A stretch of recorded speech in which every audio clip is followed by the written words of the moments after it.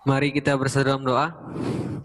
Bapa yang ada dalam kerajaan surga, sebentar lagi Tuhan, kami mau belajar Tuhan, bila Engkau Tuhan menyertai kami Tuhan, menyertai dalam setiap pelajaran kami Tuhan, bila Engkau hadir di tengah-tengah kami Tuhan, selama kami belajar Tuhan, sampai akhir nanti Tuhan. Terima kasih Tuhan, terima kasih Yesus, haleluya, amin. Amin. Oke, kita akan mulai pelajaran kita. Selamat pagi semuanya. Selamat Pagi. Hari ini kita akan bicara the last session of the discipleship-driven series, discipleship-driven evangelism, discipleship-driven church, discipleship-driven ministry. Hari ini kita bicara mengenai discipleship-driven leadership. Ya. Let me share the screen with you.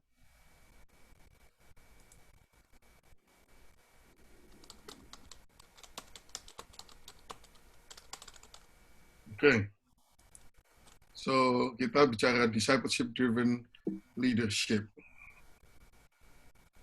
Nah, ini teks kita selama ini, Matius 28 ayat 18-20, ya. Teaching them to obey everything I've commanded you. Ajarlah mereka untuk melakukan segala sesuatu yang telah kuperintahkan kepadamu. Nah, dalam perjalanan kita sebagai hamba Tuhan, saudara sekalian, Anda akan memimpin banyak orang. Orang ini semua hamba Tuhan itu adalah pemimpin, ya. Karena kita memimpin umat, memimpin pekerja-pekerja, memimpin untuk supaya mereka mencapai satu tujuan yang baik, yaitu menjadi murid-murid daripada Tuhan Yesus. Nah, pertanyaannya begini, how do you see your followers? Pandangan bagaimana Anda memandang pengikut-pengikut saudara? Ini penting sekali dari permulaan kita harus jelas, ya, bahwa cara kita memandang mereka itu menentukan filosofi pelayanan kita.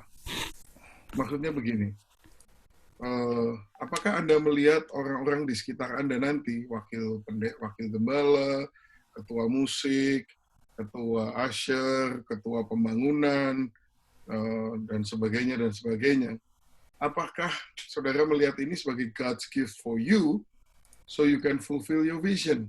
Apakah ini anugerah berkat dari Tuhan supaya saudara ini memiliki segala sesuatu yang saudara butuhkan untuk memenuhi panggilan saudara? Atau kedua, God's assignment so you can serve and help them fulfill their vision. Nah, bagaimana cara Anda melihat mereka? Apakah B, tugas dari Tuhan, orang-orang ini ada di sekitar saudara karena Anda ditugaskan untuk menjadi pelayan mereka, untuk menolong mereka memenuhi panggilan Tuhan dalam kehidupan mereka.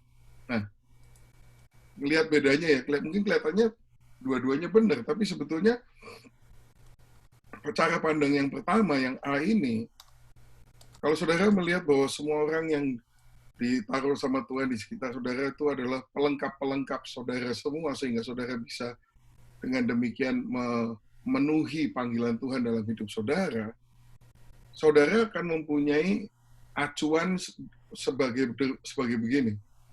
Orang-orang itu bisa dipakai untuk visi Anda. Sedangkan kalau saudara memandang mereka dengan cara B, bahwa mereka itu ditaruh di sekitar saudara untuk saudara jagai, perhatikan, kasih makan, dan saudara tolong mereka untuk supaya mereka bisa mendapatkan visi, bisa menyelesaikan panggilan Tuhan dalam hidup mereka, maka saudara akan membangun yang namanya discipleship-driven leadership. Jadi Anda membangun suatu kepemimpinan yang dimotori oleh pemuritan. Yang pertama ini bisa menjadi suatu diktatorship, saudara, menjadi satu pelayanan model diktator. Karena semuanya yang paling hebat ya pendeta, gembala seniornya, semua ya pelengkap-pelengkap penderita yang bisa bisa diganti dan disubstitusi dan sebagainya. Nah, saudara, ini penting. Di sini di Filipi 2 ayat 3 dan 4 ya. Do nothing out of selfish ambition or vain conceit, but in humility consider others better than yourselves. Each of you should look not only to your own interests, but also the interests of others. Dengan tidak mencari kepentingan sendiri atau puji-pujian yang sia-sia, sebaliknya hendaklah dengan rendah hati yang seorang menganggap yang lain lebih utama daripada dirinya sendiri. Dan janganlah tiap-tiap orang hanya memperhatikan kepentingannya sendiri, tetapi kepentingan orang lain juga. Nah, ini discipleship-driven leadership, suatu kepemimpinan yang memuridkan, itu mengacu kepada ayat ini, saudara. Bahwa kita menganggap orang lain lebih utama daripada kita. Nah, kalau saudara gembala, saudara punya wakil gembala, bisa nggak saudara memandang dia tuh sebagai lebih utama dari diri saudara? Karena kebanyakan nggak begitu. Hierarkinya seperti orang naik tangga. Minggu lalu saya bicara tentang paradigma yang berbeda antara orang yang naik tangga atau orang yang duduk di sengkelan itu. Nah, sekarang demikian juga, apakah saudara bisa melihat bahwa guru sekolah minggu, pemain gitar, ketua musik itu lebih utama dari saudara? Nah, soalnya kalau saudara bisa melihat mereka sebagai demikian, saudara akan melayani mereka dengan cara demikian. Otomatis mereka akan melayani Anda dengan demikian juga. Dan semua itu tetap aja saudara sebagai gembala senior bukan hanya sebagai orang yang punya posisi paling tinggi, tapi orang yang akan dicintai paling tinggi juga. Masalahnya kalau kita menganggap orang lain lebih rendah dari kita, ya hal itu tidak akan pernah terjadi.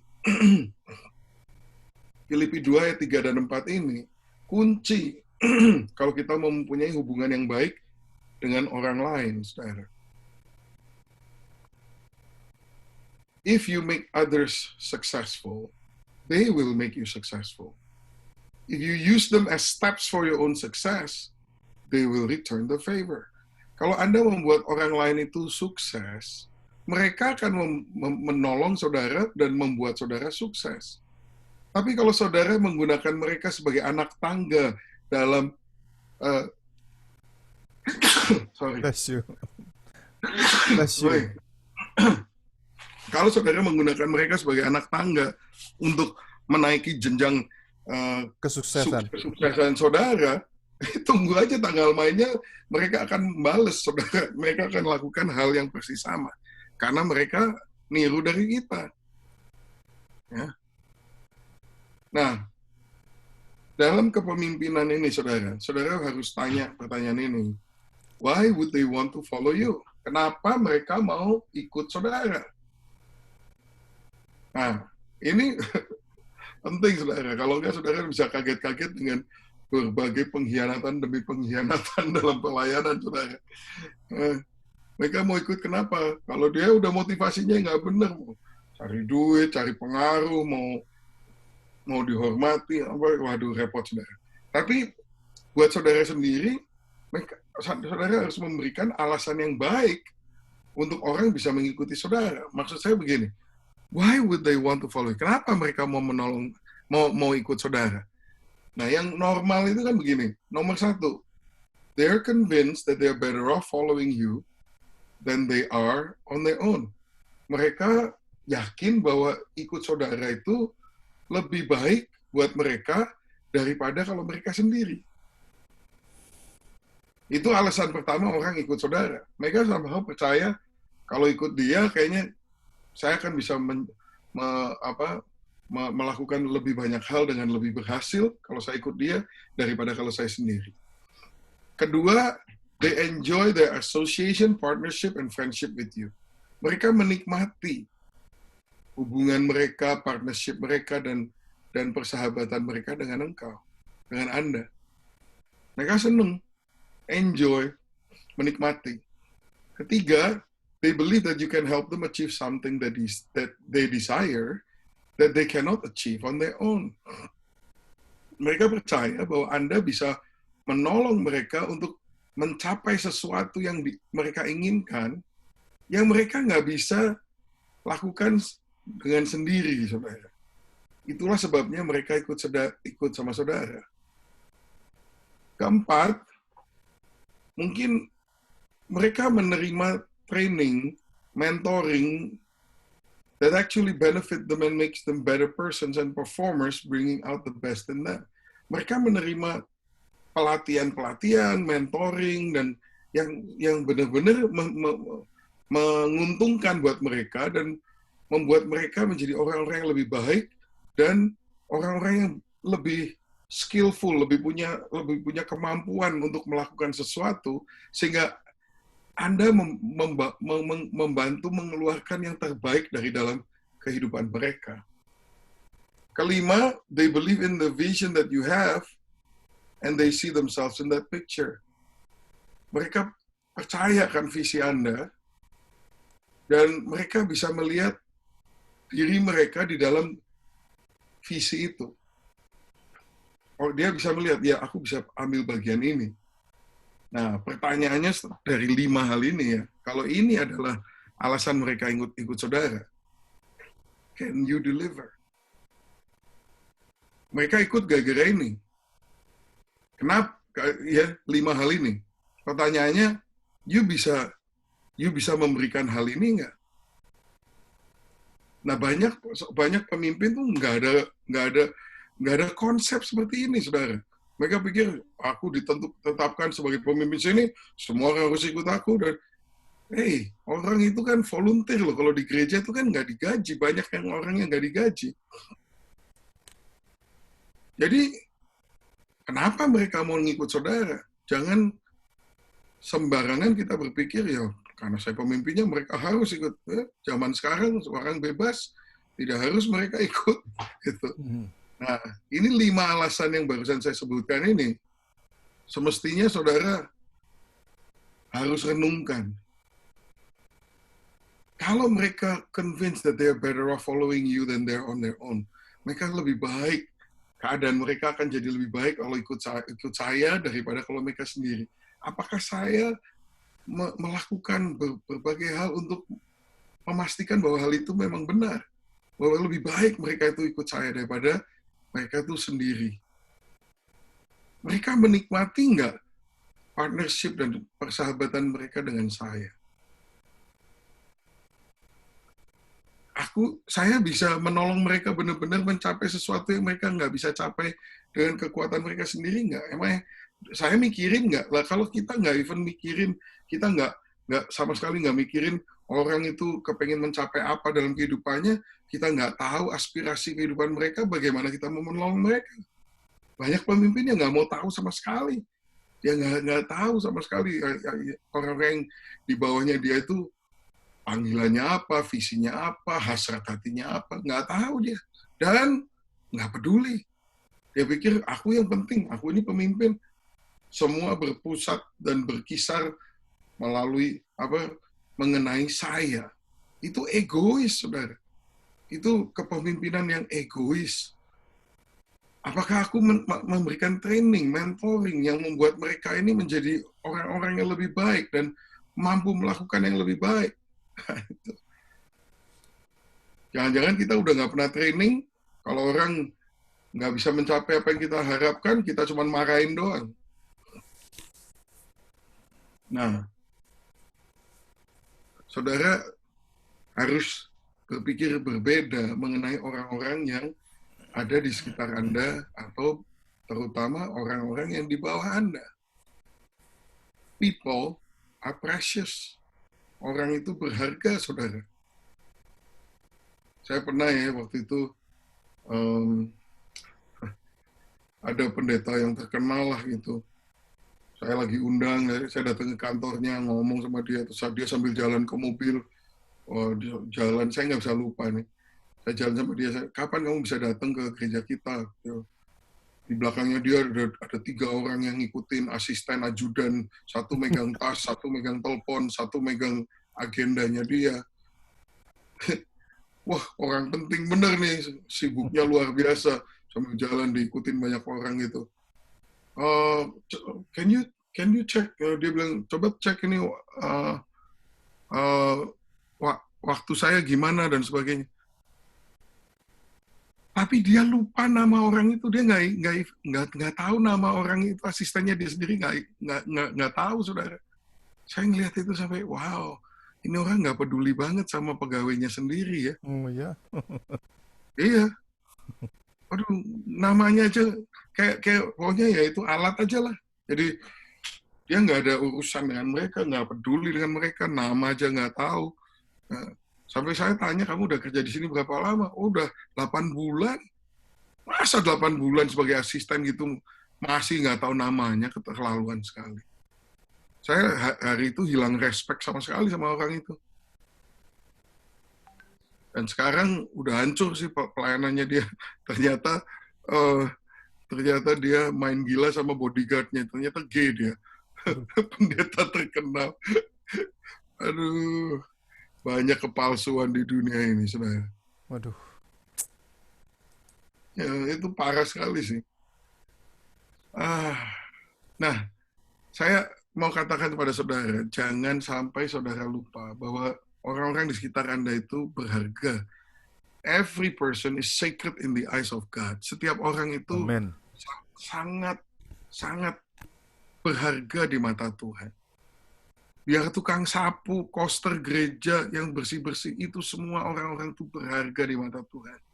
Jangan sampai kita punya mental bos, saudara.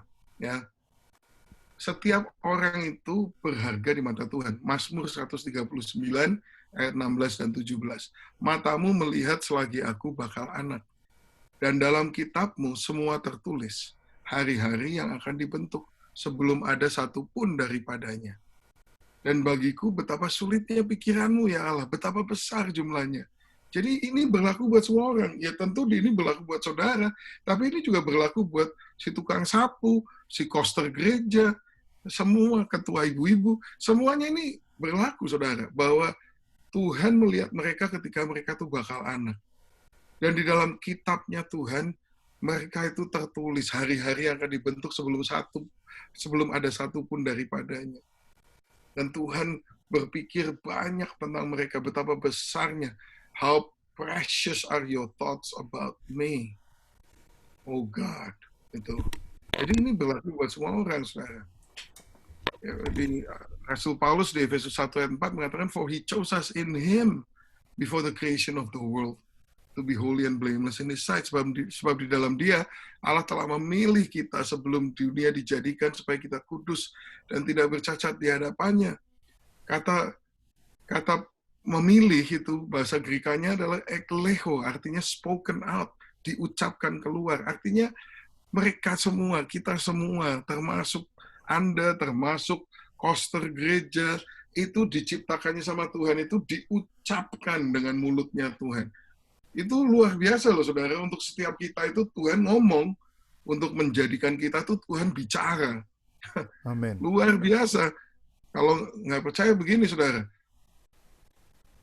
Kalau ciptaan yang lain diucapkan atau enggak? Bagaimana dia menciptakan semua tanaman dan tumbuh-tumbuhan? Dia ngomongin satu-satu enggak? Jadilah pohon pisang di belakang rumah kamu, pohon kelapa di depan rumahnya kamu. Nggak pernah. Dia nggak seluruh spesies pohon kelapa pun dia nggak pernah nyebut pohon kelapa. Ini di sini di Kejadian 1 ayat 11. Berfirmanlah Allah, hendaklah tanah menumbuhkan tunas-tunas muda, tumbuh-tumbuhan yang berbiji, segala pohon buah-buahan yang menghasilkan buah yang berbiji, supaya ada tumbuh-tumbuhan di bumi. Udah. Dan jadilah demikian. Jadi dia ngomong sama tanah, tumbuhkan semua tanaman. Ngomong cuma sekali loh dia tuh. Dia untuk menciptakan seluruh tanaman, dia cuma ngomong satu kali. Dia menciptakan ikan. Apa dia ngomong? Jadilah ikan lele, mujair, gurami. Nggak pernah loh. Dia cuma gini. Berfirmanlah Allah, hendaklah dalam air berkeriapan makhluk yang hidup. Dan hendaklah burung bertebangan di atas bumi melintasi cakrawala. Dia ngomong satu kali doang, ikan semua jadi, burung semua jadi. Bikin binatang gimana? Sama. Kejadian 1 ayat 24. Hendaklah bumi mengeluarkan segala jenis makhluk yang hidup, ternak dan binatang melata dan segala jenis binatang liar. Dan jadilah demikian. Wow. Jadi dia ngomong sama tanah, satu kali dia dapat semua tanaman. Dia bicara sama air, satu kali dia dapat segala ikan. Dia ngomong sama bumi satu kali, dan dia dapat segala binatang. Lah waktu dia menciptakan manusia, dia ngomong sama siapa? Ya, dia bicara sama tanah, dia dapat semua tumbuhan. Dia bicara sama air, dia dapat semua ikan. Dia bicara sama bumi, dia dapat semua binatang. Lalu waktu menciptakan kita, dia ngomong sama siapa? Dirinya sendiri. Sama diri sendiri. Amin. Dia ngomong sama dirinya sendiri. Baiklah kita menjadikan manusia menurut gambar dan rupa kita. Nah, saudara, itu ya, ilmuwan bilang gorila sama, bukan gorila, orang hutan sama kita itu DNA-nya 98% sama. Manusia dengan orang hutan, DNA-nya 98% sama. Saudara, saudara bersyukur nggak untuk 2% itu? Pas saudara lihat kiri kanan, itu benar-benar 2% atau ada yang kurang dari 2% tuh?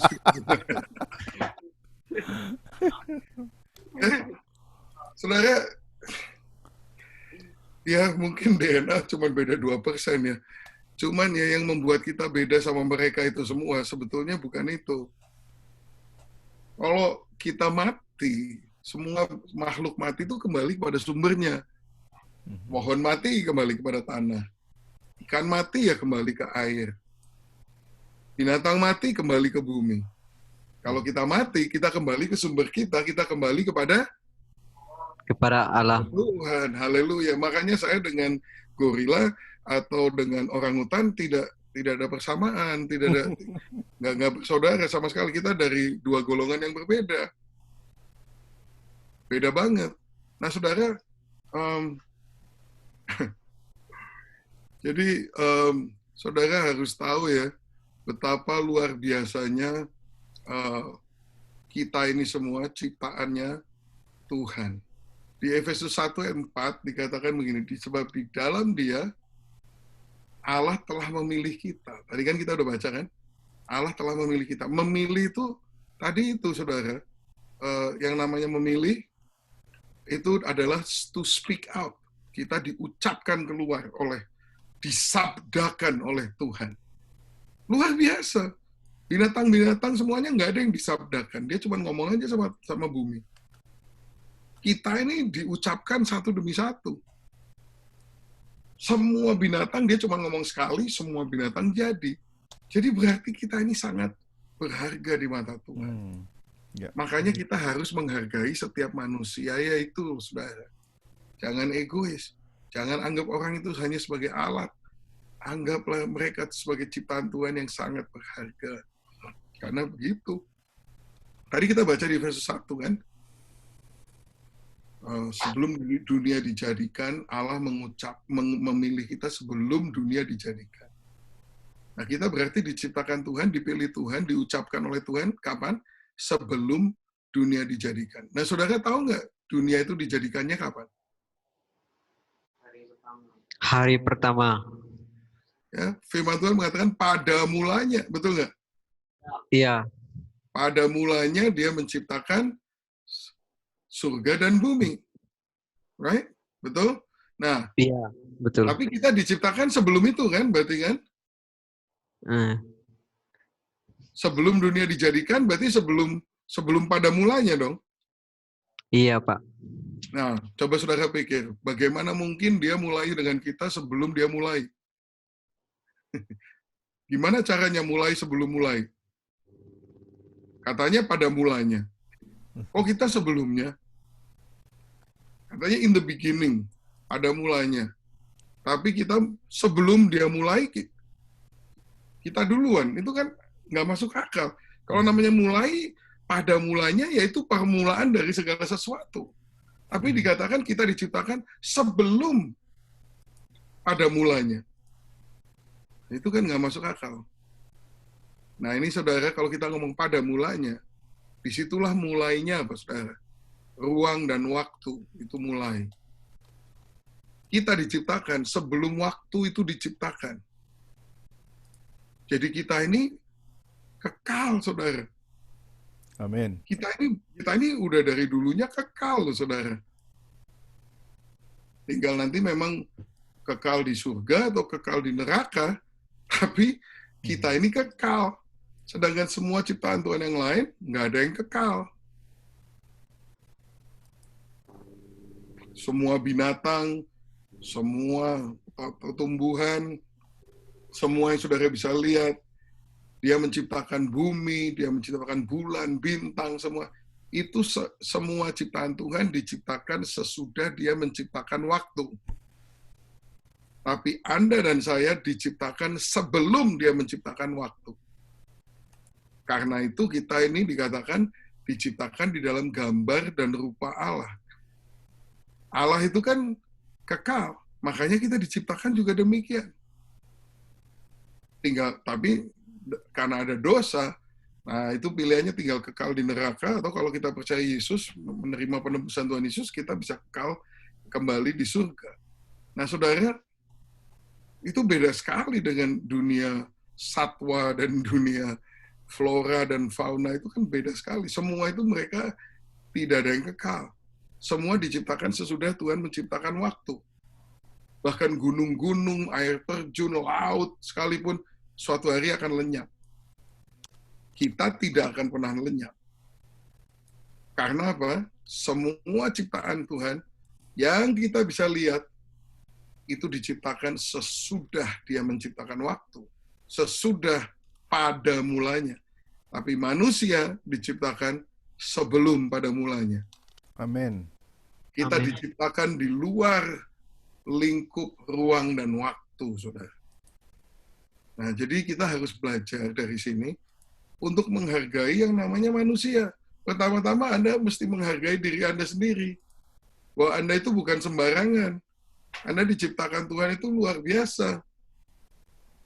Bayangkan ciptaan Tuhan yang luar biasa, ikan paus, semua itu semuanya dia nggak, dia cuma ngomong satu kali kepada air, semua itu ada. Dia ngomong satu kali sama bumi, semua binatang jadi. Tapi untuk menciptakan saudara, dia mendeklarasikan Anda satu demi satu. Satu demi satu. Dan bahkan bukan hanya itu saja, di Mazmur 139, ayat 16 tadi kita baca, itu bahwa hari-hari kita itu udah ditulis dalam bukunya. Sebelum ada satupun yang jadi, dia udah tulis. Jadi bukan hanya dia mengucapkan, dia menulis hidupmu satu dengan yang lain. Berarti apa, saudara? Semua manusia yang saudara ketemu, saudara hati-hatilah. Saudara perlu respect. Karena apa? Tuhan menulis kisah hidup mereka. Tugas kita sebagai pemimpin adalah menolong mereka mengetahui apa yang Tuhan tulis tentang mereka. Dan mendorong mereka untuk bisa memenuhi semua panggilan Tuhan yang tertulis dalam buku mereka, untuk dengan cara hidup berpadanan dengan panggilan Tuhan. Itu tugas kita sebagai pemimpin. Menginspirasi orang-orang ini untuk hidup berpadanan dengan panggilan Tuhan yang mereka terima dari Tuhan. Bantu mereka menemukan panggilan itu. Bantu mereka membayar harga untuk panggilan itu. Bantu mereka setia dengan panggilan itu.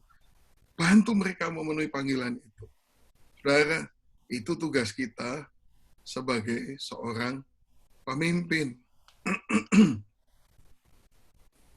Ya, kembali saya katakan, people are precious. Nah, how do you see yourself? Leadership itu adalah influence, saudara. Ya, suatu pengaruh.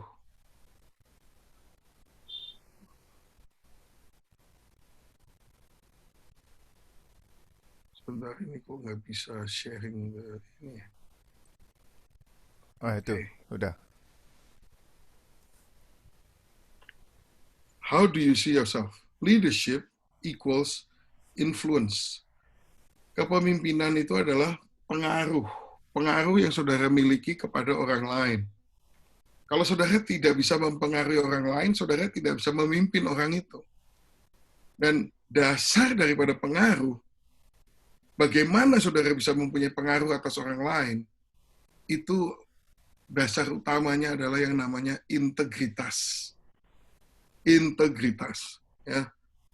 Socrates mengatakan the first key to greatness is to be in reality what we appear to be. Kunci pertama untuk kebesaran itu atau greatness adalah to be in reality, bahwa kenyataannya sama dengan penampilannya.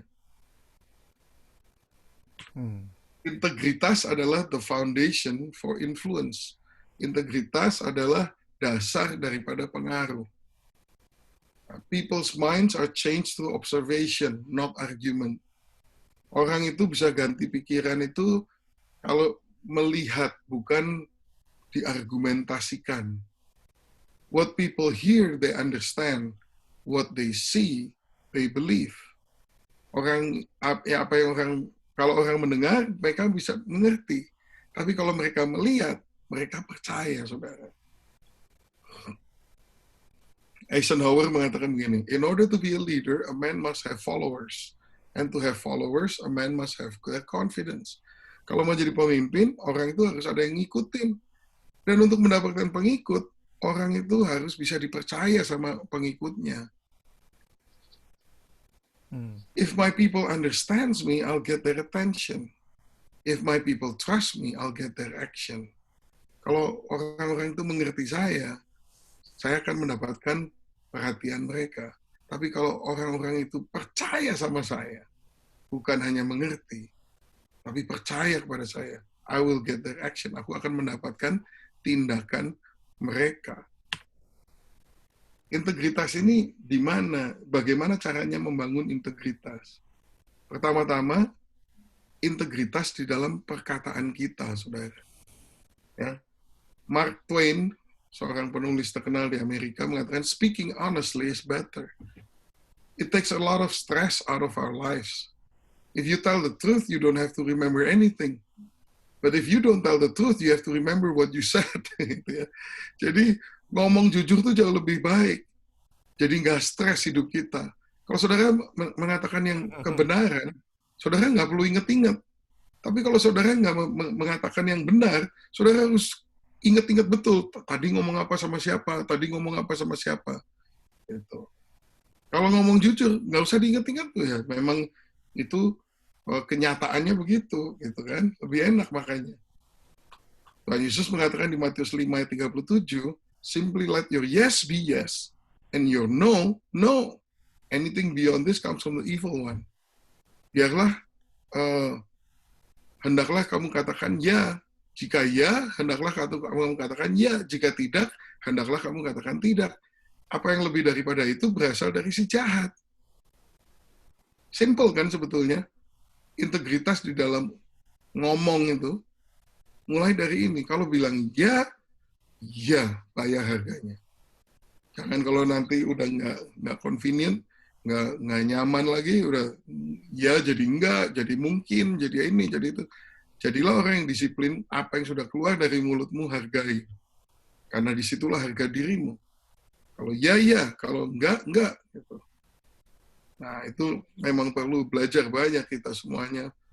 Di orang Indonesia itu, kalau sebetulnya maunya ngomong enggak, tapi karena sungkan, nggak enak, orang tua, ya ngomong ya. Tapi kalau udah ya, nggak niat dan nggak dikerjain. Nah, ini harus kita rubah. Karena budaya timur itu tidak semuanya alkitabiah. Kalau ya. Kalau memang nggak enak dan kamu sebetulnya kamu mau ngomong enggak, tapi karena nggak enak kamu ngomong ya udah konsekuen, lakukan sampai tuntas, jangan ngomel lagi. Kalau you nggak mau ngomong enggak pada saat waktu itu ya telan sudah, harus ada telan. Jangan terus ngomel sebenarnya gue nggak mau gini. Ya, jadilah seorang yang jantan gitu ya, bahwa kalau saudara udah bilang ya lakukan, yes. Ya. Kalau enggak Ya enggak. Saya diminta sama Pak David untuk ngajar. Saya udah katakan ya, ya saya lakukan ya. Mau sibuk, mau apa, mau capek, mau ngantuk, mau apa, banyak Thank you. kerjaan. Ya, saya akan lakukan. Karena apa? Karena saya belajar integritas itu mulai dari our speech. Kalau saya udah bilang ya harus saya lakukan, ya saya nggak pernah cancel. Mau bagaimanapun juga, kecuali sesuatu yang sangat luar biasa terjadi, tapi saya harus menjadi orang yang bisa diandalkan. Itu namanya seorang pemimpin. Musa mengatakan di Ulangan 23 ayat 23, apa yang keluar dari bibirmu haruslah kau lakukan dengan setia. Sebab dengan sukarela kau nazarkan kepada Tuhan Allahmu sesuatu yang kau katakan dengan mulutmu sendiri. Nah, ini ya cukup self-explanatory lah ya, cukup bisa dimengerti jelas sekali ngomong apa ini. Nah, integritas itu dimulai dari omongan. Dan mulainya di mana? Di rumah. Integrity begins at home. Ya. Nih, integrity begins at home. Daud di Mazmur 101 ayat yang kedua, dia bilang gini, I will walk within my house in the integrity of my heart. Aku hendak memperhatikan hidup yang tidak bercela. Bilakah engkau datang kepadaku, aku hendak hidup dalam ketulusan hatiku di dalam rumahku. Nah, saudara, banyak pendeta mau menjaga integritas di publik, di masa, tapi kalau di rumah janjinya nggak pernah ditepatin. Ya, tapi pulang hari ini jam 6. Ada pelayanan ini, pulang jam 9. Oh, ini kan Tuhan, melayani Tuhan. Iya, tapi Tuhan juga nggak suka dilayani dengan cara begitu, saudara. Integritas itu mulainya harus di rumah. Omonganmu harus bisa dipegang di rumah. Seringkali anak-anak pendeta itu kan jadi nakalnya luar biasa itu ya. Sampai menjadi pemberontak-pemberontak yang mempermalukan kerajaan Allah itu kenapa? Karena ini. Karena pendeta-pendeta besar gitu ya, dikagumi ribuan orang, tapi anaknya ngelihat, ini palsu. Dia kalau memikat ribuan orang jago, tapi kalau di rumah nggak menjadi seseorang yang bisa mendapatkan respect daripada anak-anaknya. Makanya saudara,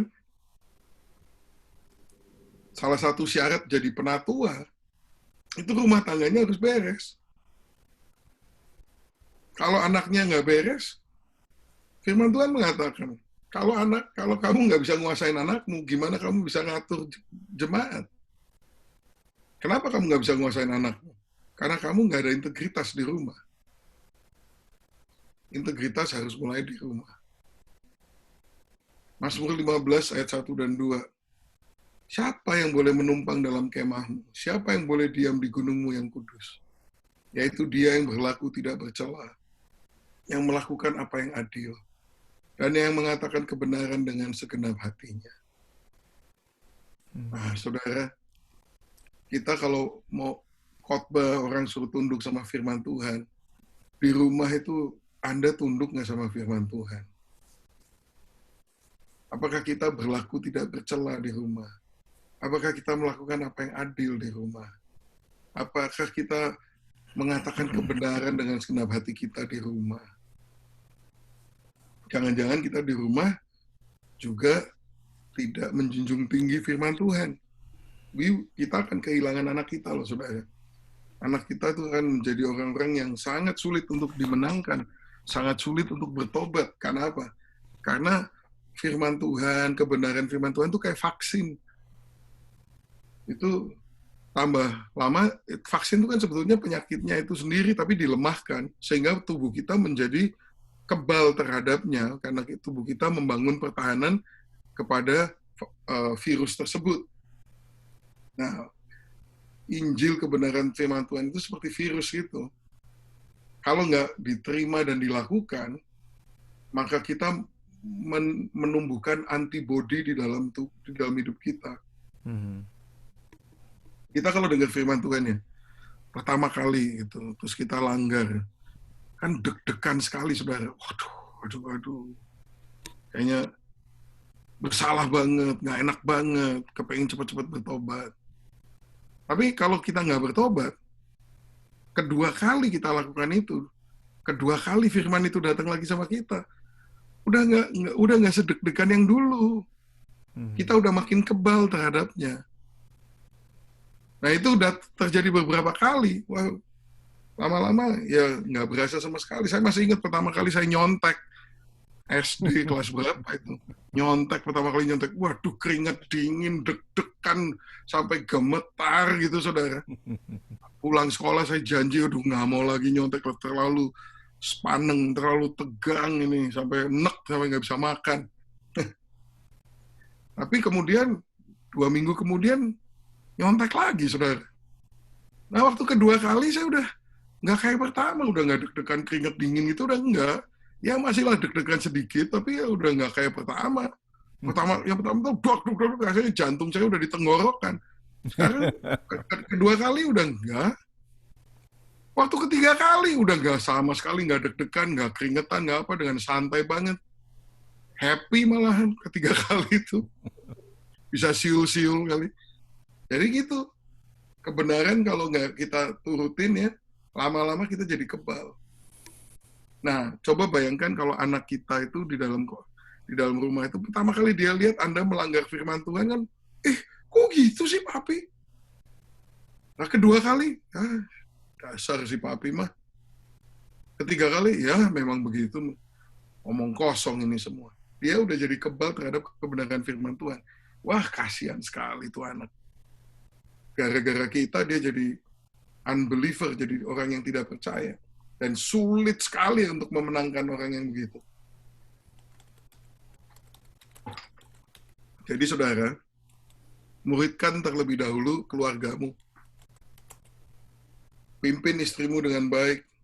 Seperti Kristus menyerahkan dirinya bagi jemaat, demikianlah saudara harus mengasihi istri saudara. Itu akan memberikan contoh yang baik kepada anak-anak saudara. Salomo mengatakan orang benar yang bersih kelakuannya, berbahagialah keturunannya. Righteous man leads a blameless life. Blessed are his children after him. Itu tugas saudara anak-anakmu nantinya itu ya. Itu yang pertama-tama harus dimuridkan ya mereka. Kalau mereka nggak bisa kamu muridkan dengan sukses, Anda jangan jadi pendeta deh. Mempermalukan kerajaan Tuhan. Kalau anak-anakmu tuh bandel, nggak bisa saudara atur, nggak bisa, Anda gagal untuk memuridkan anak-anak Anda, saya katakan Anda harus meletakkan jabatan pemimpin gereja loh. Anda tidak layak untuk menjadi gembala kalau keluargamu nggak beres. Karena apa? Karena jangan nyalain keluarga. Mereka nggak beres tuh gara-gara Anda. Ya itu. Orang benar yang bersih kelakuannya, berbahagialah keturunannya. Jadi saudara, saya tanya, apakah misi Anda bagi orang-orang yang ditempatkan oleh Tuhan di sekitar saudara? Amin, saudara. Amin. Amin. Kita masih ada waktu 10 menit. Kalau mau tanya jawab, silahkan.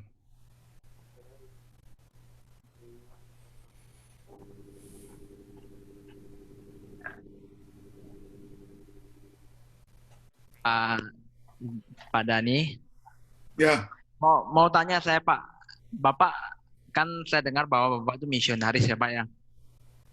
Ini berkaitan dengan pelayanan lah.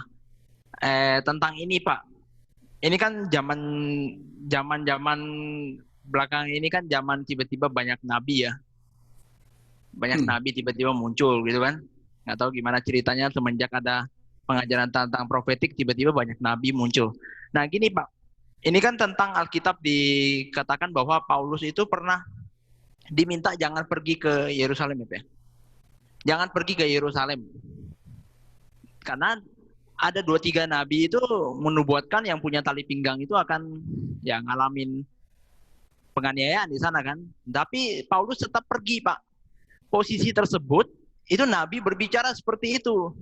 Jangan pergi katanya kan. Nah, menurut Bapak gimana? Karena saya baca buku Reinhard Bonnke itu tentang bagaimana dia juga diketawain, dilarang untuk ke Afrika, lihat tangan yang terbasuh di Afrika itu, darah yang terbasuh itu juga nggak boleh pergi, Pak. Jadi maksudnya ini sebenarnya seperti dikatakan di Matius 28 bahwa di akhir kata-katanya adalah aku menyertai kamu senantiasa. Itu kan untuk pribadi demi pribadi ya Pak ya.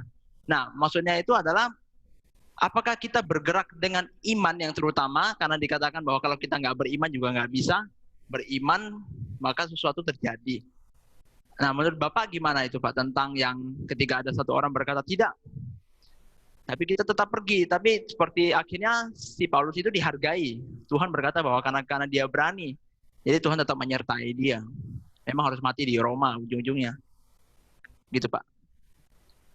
Jadi gini ya, kayak mungkin minggu depan saya akan bicara sedikit bagaimana how to know the will of God, bagaimana mengetahui kehendak Tuhan dalam hidup kita masing-masing. Bagaimana mendengarkan suara Tuhan dalam hidup kita. Mungkin minggu depan saya akan ajarkan. Tetapi, jadi yang perlu Anda mengerti itu bahwa zaman perjanjian lama dan perjanjian baru, itu fungsi dan wewenang nabi itu berubah, saudara. Nggak sama nabi di perjanjian lama dengan nabi di perjanjian baru itu nggak sama. Nabi di perjanjian baru tugas utamanya hanya memberikan konfirmasi dan dukungan dan hal yang demikian. Kenapa? Karena di perjanjian lama itu zaman di mana Holy Spirit, Roh Kudus itu hinggap, gitu ya. Tapi kalau di dalam perjanjian baru, Roh Kudus itu sudah tinggal di dalam kita masing-masing. Ada perbedaan besar antara manusia yang hidup di perjanjian lama dengan manusia yang hidup perjanjian baru. Di perjanjian lama, Roh Kudus belum turun. Perjanjian baru, Roh Kudus turun, dan sehingga kita semua masing-masing memiliki Roh Kudus di dalam kehidupan kita, dan dia bisa bicara langsung sama kita. Nggak perlu lewat nabi. Kalau di perjanjian lama, semua firman Tuhan harus lewat nabi. Dan nabi itu, kalau ajarannya Kevin Conner itu, the spirit upon, sama the spirit within. The spirit upon sama the spirit that dwells within. Jadi itu ada perbedaan. Ada Roh Kudus yang hinggap sama Roh Kudus yang tinggal. Nah, di perjanjian lama Roh Kudus itu hinggap di atas Raja Saul sehingga dia bisa bernubuat. Tapi begitu roh itu pergi ya dia nggak bisa gitu. Nah, tetapi di dalam perjanjian lama firman Tuhan itu eksklusif harus lewat nabi. Makanya kalau nabi bicara nggak dikerjain, itu dia posisi lebih tinggi dari raja. Jadi harus diturutin benar kalau di perjanjian lama tuh. Harus, itu firman Tuhan. Nah, tetapi kalau sampai salah, nabi itu harus dihukumnya dilempari batu sampai mati. Nah, di perjanjian baru, fungsi daripada profetik ini berbeda, saudara. Kita sudah mendapatkan firman Tuhan, itu adalah the word of God, firman Tuhan sudah komplit. Untuk sehari-hari kehidupan kita, Roh Kudus bisa bicara dengan kita masing-masing, bahkan dia mengatakan dia akan membawa kita pada pengetahuan yang penuh. Fungsinya apa dong Nabi? Untuk meneguhkan, untuk memberikan konfirmasi. Masalahnya sekarang ini banyak nabi-nabi itu nggak tahu bedanya antara nabi perjanjian lama sama nabi di perjanjian baru. Jadi dia nubuatan kayak kamu begini, harus begini, harus begitu.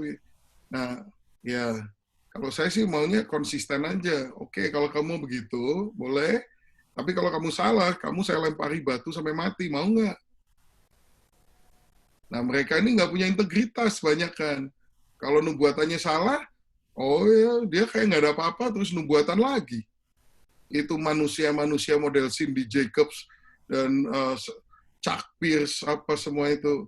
waduh, nubuat sini, nubuat sana. Dan kalau nggak terjadi, santai aja. Nah, saya akan lebih respect kalau nggak terjadi, dia terus ngaku salah, terus minta, oke, saya rela untuk dilempari batu. Nah, kalau gitu baru saya respect tuh. Nah, contoh yang jelas itu yang tadi tuh Agabus sudah bilang sama Paulus, kalau kamu ke sana, kamu akan diikat dan sebagainya. Tapi Nabi Perjanjian Baru tidak merupakan otoritas lagi. Dia ngasih tahu, dan yang dia nubuatin benar loh, saudara. Agabus itu bukan nabi palsu. Dia bilang kamu nanti kalau tetap pergi, kamu akan diikat, kamu akan dan sebagainya, dan itu semua terjadi. Tetapi Roh Kudus bicara sendiri sama Paulus, ya memang kamu harus pergi, ya kamu harus mati di sana, ya tapi ketika kamu dipenjara di Roma 2 tahun sebelum kamu dipotong kepalanya, itu akan menjadi suatu turning point dan aku akan bekerja di situ. Ini dia berangkat. Fungsinya apa dong itu Nabi? Waktu itu semua terjadi, Paulus, mungkin Tuhan baik sama Paulus, sehingga ketika itu semua terjadi, dia nggak merasa ditinggalkan sama Tuhan. Mungkin dia merasa, oh ya, ini memang kehendak Tuhan. Aku nih dianiaya, tapi aku tahu persis, aku ada dalam kehendak Tuhan. Itu menguatkan dia. Nah, itu fungsi Nabi di Perjanjian Baru, itu menguatkan begitu, bukan nyuruh-nyuruh orang gini, gitu, dan kalau udah salah, kayak nggak ada apa-apa begitu. Nah, memang saya sangat prihatin dengan berbagai nabi-nabi ini. Dan saya lebih prihatin lagi, ya ini loh saudara, di Indonesia tuh istilahnya lu gak ada, lu mau gua ada, gitu kan. Jadi ada transaksi yang happy itu di situ. Ada orang Indonesia tuh terus terang ya, yang udah Kristen pun masih penuh tahayul, saudara.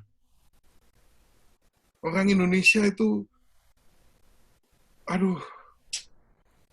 orang Indonesia itu penuh tahayul, saudara. Spiritisme, animisme itu masih kuat. Jadi mereka hobi bener dengan pendeta-pendeta yang model begitu, yang nubuat-nubuat gitu, karena masih rindu tukang kuamnya soalnya. Jadi pendeta gini laris. Karena apa? Karena customer-nya ada. Mestinya dua-duanya dibasmi, saudara itu. Dua-duanya. Yang jual dibasmi, yang beli dibasmi juga. Supaya bisa mengenal firman Tuhan yang benar, gitu loh. Tapi ya kayak gitulah. Hobinya sama yang begitu-begitu ya. Yang pendeta Petrus Agung waktu masih hidup, itu teman saya. Saya nggak ngerti dia bisa tahu-tahu orang sepintar dia kok bisa jadi melenceng sejauh itu dengan berbagai kliniknya, ngusung-ngusung tabut perjanjian, apa dengan jenderal ini, jenderal itu, pada kalau suruh taruh padi di atas pintu supaya rezeki akan mengalir. Waduh. Klinik-klinik. Tapi yang suka klinik banyak Pak David. Nah itu the unholy trade-nya itu begitu loh. Karena yang jual ada, yang beli juga ada, kan yang jual juga. Kenapa jualan itu? Karena peminatnya juga banyak. Iya. Nah itulah repotnya itu. Ini lagi Pak, pertanyaan terakhir dari saya. Saya ingin tahu sebuah moto hidup Bapak di dalam melangkah di dalam pelayanan penginjilan misionaris ini Pak. Saya maksudnya mungkin yang menjadi pegangan Bapak yang tidak pernah goyah, ya apapun kiri kanan yang menghantam, mungkin kan ada orang zaman sekarang kan penginjilan itu sangat anti ya Pak ya, apalagi katanya kalau terlalu radikal atau terlalu gimana, orang bilang udah nggak berhikmat gitu kan, atau pokoknya mungkin dari Bapak gimana Pak? Terakhir dari saya Pak. Ya, apa ya?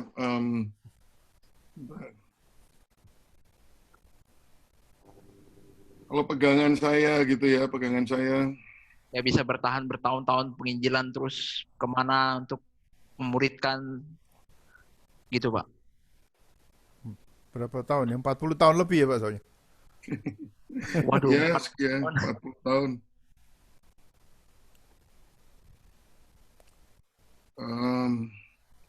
Kisah Rasul 20 ayat 24. Ini pegangan saya. Belum Pak, buka dulu Pak. Kisah Rasul 20 ayat 24. Tapi aku tidak menghiraukan nyawaku sedikit pun. Asal saja aku dapat mencapai garis akhir dan menyelesaikan pelayanan yang ditugaskan oleh Tuhan Yesus kepadaku untuk memberi kesaksian tentang Injil kasih karunia Allah. Yaitu. Itu aja, dalam satu ayat, itu pegangan saya. Karena saya hidup, Anda semua harus punya jawabannya. Apa sih maksudnya ini kurun waktu antara baptisanmu sama penguburanmu? Nanti kamu dimakamkan ya. Ini kamu di sini dibaptis, ini dimakamkan. Nah ini jarak ini nih mau buat apa? Soalnya begini ya, kalau ini kan pendek lah berapa tahun dibandingkan kekekalan. Dan kemudian ini jarak yang beberapa tahun ini ya saudara, mau buat apa sih? Gitu. Kalau saya tanya sama saudara semua, enak mana, bagus mana, surga atau bumi? Pasti semua jawab surga dong. Benar nggak? Mana yang lebih bagus, surga atau bumi? Surga. Di mana Anda akan lebih bahagia, di surga atau di bumi? Lalu ngapain dong di sini sekarang? Lalu ngapain? Udah masuk surga sih. Makanya saya orang kalau mau saya baptis, saya tanya, kamu mau dibaptis, habis itu mau langsung ke surga, atau habis dibaptis masih mau sengsara di dunia untuk melakukan pekerjaan Tuhan gitu. Kalau mau bahagia, saya bisa habis dibaptis langsung aja, langsung dikirim ke surga. Ya. Kalau di Indonesia nggak ada ini ya, ditenggelamkan lebih lama aja. Gitu. Nah, kan lebih baik di surga. Nah, kalau kamu nggak langsung ke surga, masih di dunia, mau ngapain gitu? Nah, makanya kalau Anda melakukan sesuatu yang lain daripada panggilan Tuhan, itu semuanya sia-sia kan? Nggak ada gunanya sama sekali. Plus resiko banyak dosa lagi. Udah kalau toh memang masih tinggal di dunia ini, Anda harus punya maksud dan tujuan Tuhan yang jelas dalam hidup saudara. Makanya buat saya ya hidup ini ya hanya satu tujuannya, yaitu menyelesaikan pelayanan yang ditugaskan oleh Tuhan Yesus kepadaku. Tadi kan saya bilang Mazmur 139 ayat 16 tadi kan karena all the days ordained for me were written in your book. Hari-hariku itu ditulis di dalam bukumu sebelum ada sadari satu pun daripadanya yang jadi. Berarti apa? Tuhan udah nulis buku tentang kita semua kan? Nah tugas saya adalah menyelesaikan semua rencana Tuhan yang sudah Dia tulis dalam buku itu. Saya nggak tahu angan-angan Tuhan itu apa, saya cari terus setiap hari. Apa sih impianmu buat aku? Oh, kamu mau aku ke Afrika? Ya aku ke Afrika. Mau ke Pakistan? Ya ke Pakistan. Saudi? Saya pergi ke Saudi. Apapun yang saya doa dan saya mendapatkan dari Tuhan ini, Tuhan mempunyai kehendak untuk aku lakukan ini, ya saya lakukan. Lah, Saudi Arabia nggak takut? Ya enggak lah. Kenapa mesti takut? Bukannya berani saya ini pasrah. Artinya saya hidup buat Tuhan. Jadi mau hidup mau mati, ya terserah lah. Itu. Ya. Nah, itu jawaban saya buat saudara sekalian. Mudah-mudahan Anda juga mulai merenungkan, kamu panggilannya apa? Mau apa di dunia ini? Tapi kalau pegangan saya ya satu ayat ini, Kisah 20 ayat 24. Amin. Amin. Amin. Terima kasih Pak Dani. Terima kasih Pak buat jawabannya. Terima kasih. Sangat memberkati hari ini. Kita tutup dalam doa. Mungkin gimana? Ada Pak? Nggak ada ya Pak Jonathan. Kalau nggak gini. Pak Jonathan lagi zoom seminari. Oke kalau gitu. Tuhan terima kasih pada hari ini kami telah menerima berkat daripada hamba-Mu Pastor Dani Hanafi yang mengajar dengan setia 40 tahun lebih telah mengajar Tuhan dengan setia dan mengabarkan Injil seluruh benua-benua di dunia ini ya Tuhan. Engkau berkati, berikan kekuatan, kekuatan fisik khususnya untuk bisa melayani lebih lagi Tuhan.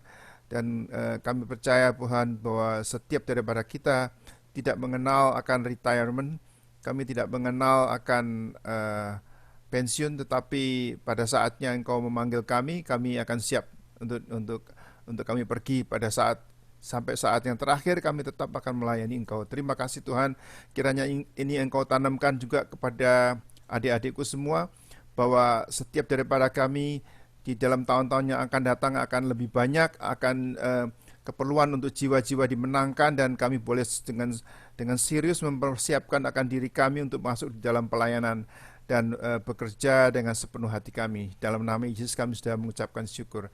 Amin. Amin. Terima kasih semuanya. Tuhan Oke. memberkati. God bless you. Tuhan God bless berkati. you. Bye. God bless. Tuhan Bye. berkati. Selamat berhari Minggu.